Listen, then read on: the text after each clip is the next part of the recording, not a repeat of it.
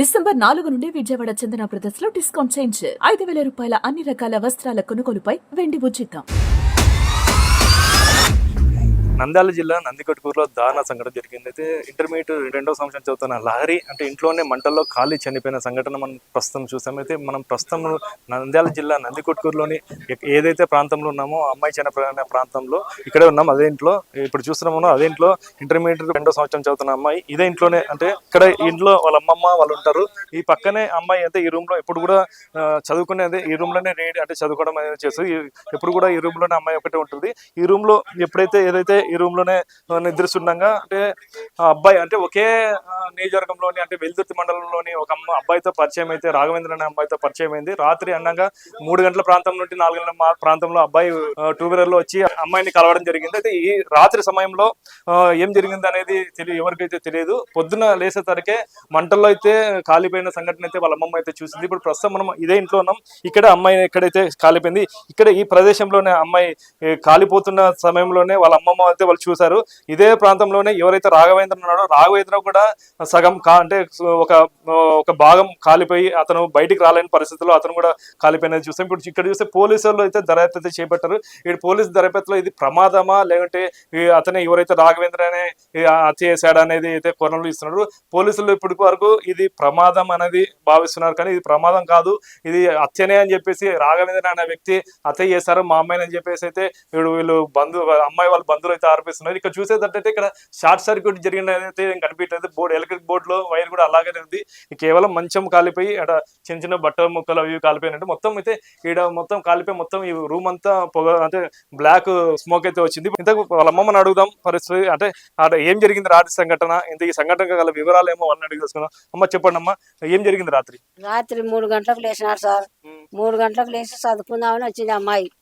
చదువుకుందామని వచ్చి ఆ రూమ్లో కూర్చొని ఆ రూమ్లో ఉంది గడేసుకొని చదువుకోమ్మా అని నేను లోపలికి పోయి పనుకున్నాక చదువుకుంటుంది. వాడు ఎప్పుడు వచ్చినాడు? 4 గంటలకు వచ్చినాడు. ఎవరో నాకు తెలియదు సార్, తెలియదు. 3 గంటలకు వచ్చినాడు. ఆ అమ్మాయితో ఏం మాట్లాడినాడో మాకు తెలియదు. నోట్లో బట్ట పెట్టినాడు, పెట్రోల్ పోసినాడు, అంటించినాడు. బయటికి రాలేక వాకిళ్ళు గట్టి బలంగా దొబ్బినాడు. ఆ రాయి అనేది ఆడ కింద పడింది. ఆ శబ్దం మా కింద పడింది. అప్పుడు మేము బయటకు వచ్చినాం. వచ్చేళ్ళకు మంట మిద్దెత్తు మంటలేసింది ఇంట్లో. ఆ పిల్ల కాలుతుంది. వాడు వచ్చి ఇడవనుకు పడినాడు. అంటే ఇప్పుడు మంటల్లో అంటే ఇప్పుడు అమ్మాయి కేకలు కానీ ఎలాంటివి ఏమి వినిపించలేదు? అబ్బాయి కేకలు కానీ అరుపులు కేకలు ఏమి వినిపించలేదు? ఏం వినపడలే సార్, కేకలే వినపడలే. కేక పెట్టాలంటే ఆ పిల్లకు నోట్లో బట్ట పెట్టినాడు. కేక అనేది రాలే, వాడు కేక పెట్టలే. వచ్చినాడు ఇడవన్నాడు. ఇప్పుడు రూమ్ లో తప్పించుకునే ఆస్కారం లేదంటారా? లేదు ఆస్కారం లేదు. ఆస్కారం లేకనే దొబ్బినాడు సార్. అంటే ఎందుకు చంపినాడు అనుకుంటున్నారు మీరు? భగవంతుడు తెలుసాలా, ఉండాడు అడగాల. మీరు ఉండాడు ఆసుపత్రిలో అడగాల. వాళ్ళు పోలీసులు ఏం టార్చర్ పెడతారో నిజం చెప్పేవాళ్ళు కిడ్సగుడ్డు.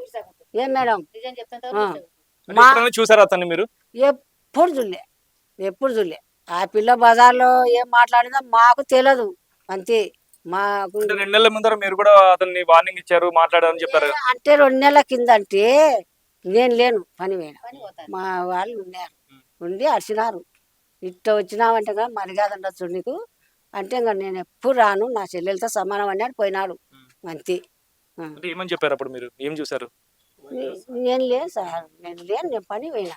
మీరేమనుకుంటున్నారు? మీ అమ్మాయి చావు కారణం మీరు ఏమనుకుంటున్నారు? మీ మనోరాలు చావుకి కారణం ఏమనుకుంటున్నారు? వాడే కారణం, వాడే. మాకు ఏదన్నా నా బిడ్డకు న్యాయం చేయాల ప్రభుత్వం. అదే సార్, మరికొందరు ఉన్నారు, వాళ్ళ బంధువులే ఉన్నారు, అడిగి తెలుసుకుందాం. అని చెప్పండి, ఏం జరిగింది అనుకుంటున్నారు? సార్, తండ్రి చనిపోయాడు. ఒక తల్లి గారు ప్రభుత్వ జూనియర్ ఇక్కడ నంది కళాశాలలో ఇంటర్మీడియట్ చదువుతున్నాక ఇక్కడ 2 అవ్వతాత 2 సార్లు అమ్మాయికి ఇష్టం లేకపోయినా అబ్బాయి ఇంట పడ్డాడు 2 సార్లు. వాళ్ళ బంధువులు వార్నింగ్ ఇచ్చారు. అయితే నిన్న 3:30కి ఇక్కడికి వచ్చి ఏకున బైకులకు పైపు తీసి పెట్రోల్ పోసుకోని చెప్పి ఇక్కడ ఉన్నటువంటి కొంతమంది వ్యక్తులు చెప్పారు. ఈ సంఘటనలో అమ్మాయి పెట్రోల్ పోసి అంటించాడని చెప్పి మా అనుమానము. అయితే ఇలాంటి సంఘటన పురాతం కాకుండా చట్టాలు కఠినంగా శిక్షించాలా. ఈ కళాశాలలో హై స్కూల్లో ఈ ప్రేమ పైన సపరేట్ అవేర్నెస్ ప్రోగ్రాం ఏర్పాటు చేయాలా. అదేవిధంగా ఇప్పుడు 108, 104 ఎలా ఉన్నదో ఒక సెల్ నెంబర్ ప్రభుత్వము ఒక సెల్ నెంబర్ ఏర్పాటు చేయాలా. ప్రయాణం చేయడానికే. అదేవిధంగా ఈ కుటుంబానికి ఒక 30 లక్షల ఎక్స్‌గ్రేషియా 4th క్లాస్ ఒక ఉద్యోగం అని చెప్పి సిపిఐ పడి డిమాండ్ చేస్తున్నాం సార్. ఇప్పుడు అమ్మాయికి ఇష్టం లేనిదే అబ్బాయి కూడా ఇంత దూరం రాడు కదా, దీన్ని ఎలా చూస్తారు మీరు? అమ్మాయి ఇప్పుడు ఇష్టం ఉంటే ఎంతోమంది అమ్మాయిలు అబ్బాయిలు ఈరోజు పెళ్లి చేసుకుంటున్నారు, పోయి ఉండమ్మా వివాహం చేసుకుంటారు. అమ్మాయికి ఇష్టం లేదని చెప్పి ఇక్కడ చదువుకుంటుంది ఇప్పుడు అన్నప్పుడు మా అభిప్రాయం సార్. అయితే ముందే పేరెంట్స్ కానీ వాళ్ళ అమ్మమ్మ వాళ్ళు ఉన్నారు, వాళ్ళు చెప్పాలి ఇటు వస్తున్నా అని చెప్పేసి, ఇంకా బంధువులు ఉంటారు కదా, ఇటు వస్తున్నారు మాకు ఇటు ఈ ప్రాబ్లం ఉందని చెప్పి అమ్మాయి ఎందుకు చెప్పలేకపోయింది అనుకుంటున్నారు? గతంలో చెప్పారు, మా వీళ్ళ తమ్ముడు వీళ్ళంతా వార్నింగ్ ఇచ్చారు. కానీ 2 months బ్యాక్ ఈ సంఘటన జరగడం దురదృష్టకరం సార్. ఇది అంటే ఇది అతనే చంపాడని చెప్పేసి మీరు అనుకుంటున్నారా? ఇప్పుడు అవ్వా తాత పుట్టినటువంటి రక్త సంబంధం చెప్పినప్పుడు మా అభిప్రాయం అదే సార్. ఇప్పుడు అతను కూడా కాలిపోయాడు కదా, దీనికి ఎలా చూస్తాం మనం? ఇప్పుడు అక్కడ గడపెట్టాడు సార్. సార్ ఇప్పుడు చిన్న రూమ్, అది రూమ్లో ఇప్పుడు నేను కానీ నువ్వు కానీ ఒక అగ్గిపెట్టి కలుసుకుందాము ఇప్పుడు ఇక్కడే. ఆ మంటకు మనం ఏ విధంగా ఎంత బాధపడతామో నాకు తెలుసు.